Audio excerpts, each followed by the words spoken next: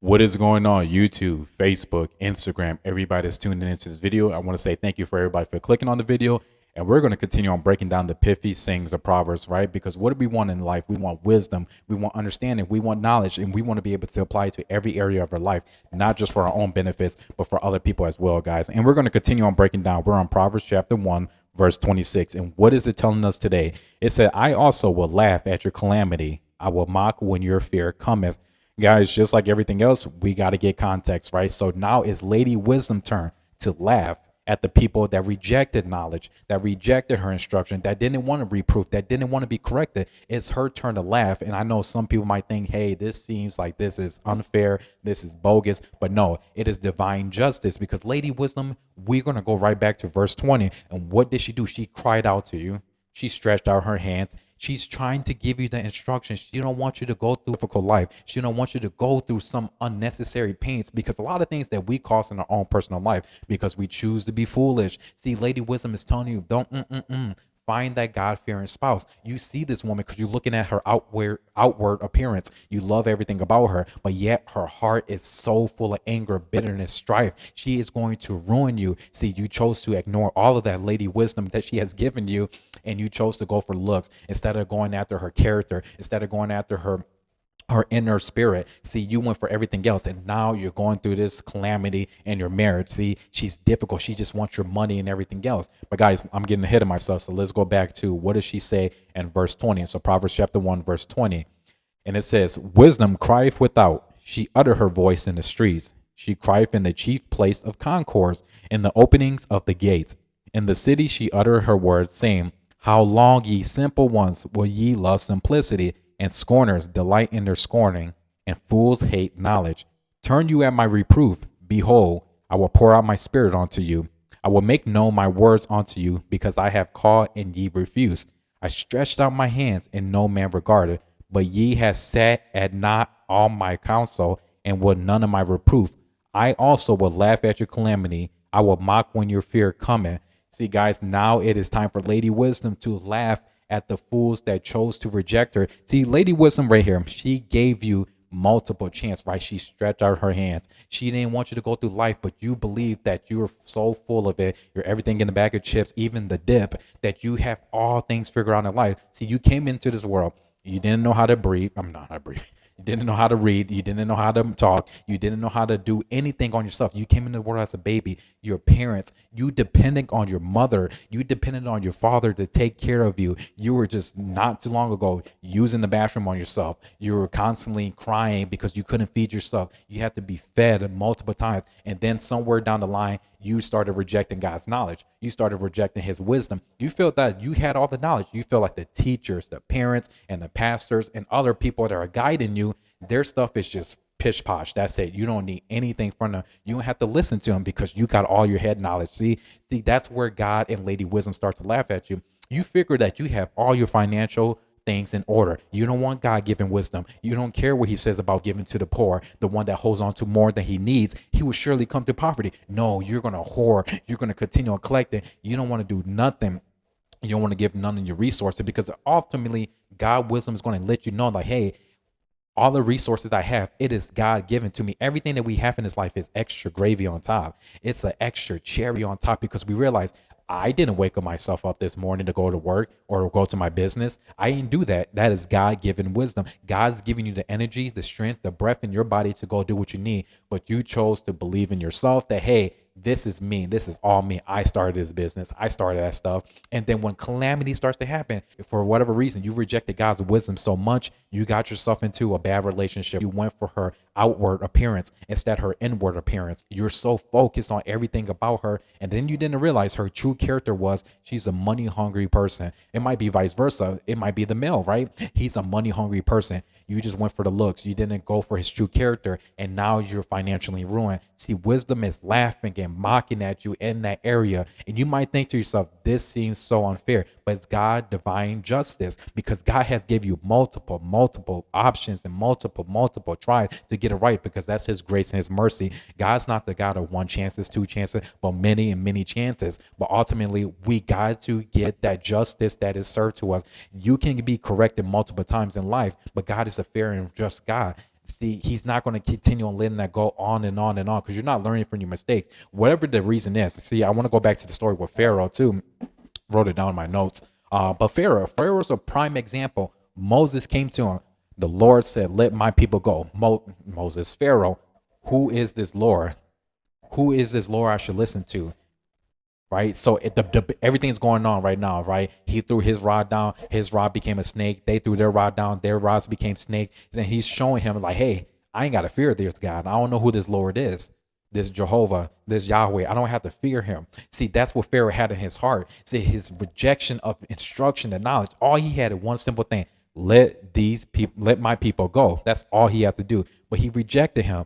See, all these plagues. See, Pharaoh's heart was so hard and he rejected God's wisdom and knowledge. He couldn't avoid all of those plagues. After the second plague, all he had to do was just listen to Moses. He chose not to. He chose to be foolish. He chose to listen to, hey, we got this. He's throwing rods down. He can turn things into water, turn the water into blood. We can do the same thing. See, Pharaoh was so full of it that he didn't want to accept God-given wisdom. He didn't want to accept God's instruction. And I guys want to throw that out there in Proverbs 8:36. Lady Wisdom declares, right? If you ignore her instruction, you must love death. That's the same thing that happened to Pharaoh. Let me get that verse up and actually read it. Proverbs 8:36. But he that sinneth against me wrong his own soul. All they that hate me love death. Guys, we know that ultimately, if you hate God's instruction, you must love death. A lot of people do that on a day-to-day basis. I mean, God's wisdom and his instructions are there to protect you. See, a lot of fools believe that, hey, you're taking their fun away. I want to go out and party. I need a little bit extra financial income, so I'm going to go out there and steal. But God is trying to protect you because he's trying to help you avoid death. What's going to happen ultimately? You steal from the wrong person, they're going to take your life. You're going to either be locked up in jail. You're going to be incarcerated. You're going to be locked up. See, God's trying to protect you from the things. He wants you to have a good life. He wants you to have a good life.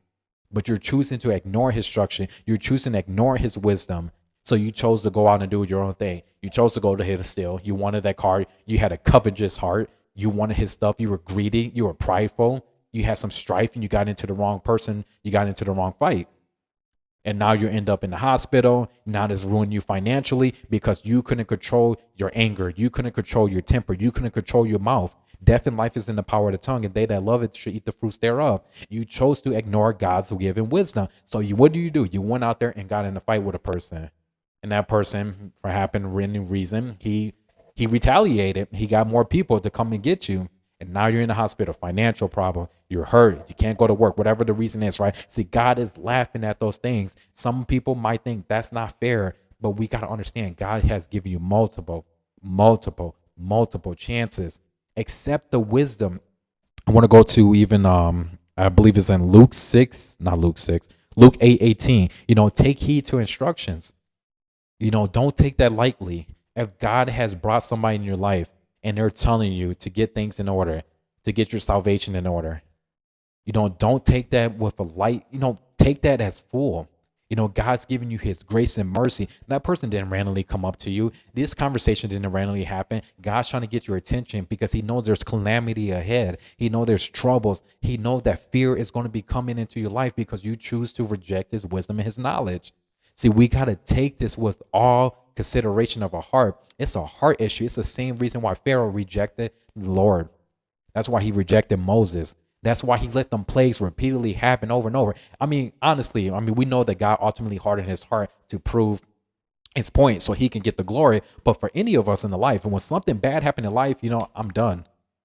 I got hurt enough. I'm done with this. But what happened? Plague after plague after plague after plague. And he started chasing after them, right? He's like, hey, children of Israel left with all our wealth. He jumped on his best chariot. He's chasing them down the Red Sea. At that moment, when you see the water split up, you should have stopped and be like, you know what? I'm done. I think I got my message.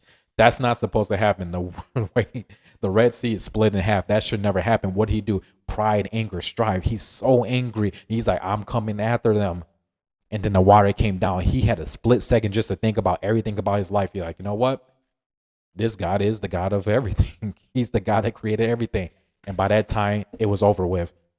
And what happened at the next chapter? And that's the part that I really love. See, heaven, everybody in heaven was probably like, you know what? These people oppressed them. They oppressed our people, and now they got their divine judgment. God's all right. It's time to close that book. Your judgment is right here. And what happened in Exodus 15, Exodus chapter 15, verse 1 to 21. They talked about it. They started doing their song and dances, right? Because they're giving praise to God for delivering them. They had protection. Let me go ahead. I'm not going to read the whole thing. I might not even read it at all, but I just want to make sure that I'm on the right verse. Do have a lot of notes on here. So Exodus 15. Yep, Exodus 15, verse 1 all the way down to 27. But yeah, the song and deliverance, the song of deliverance, that's what it says. But like I said, they had that song of deliverance. That's what was going on. See, they were praising, thank God.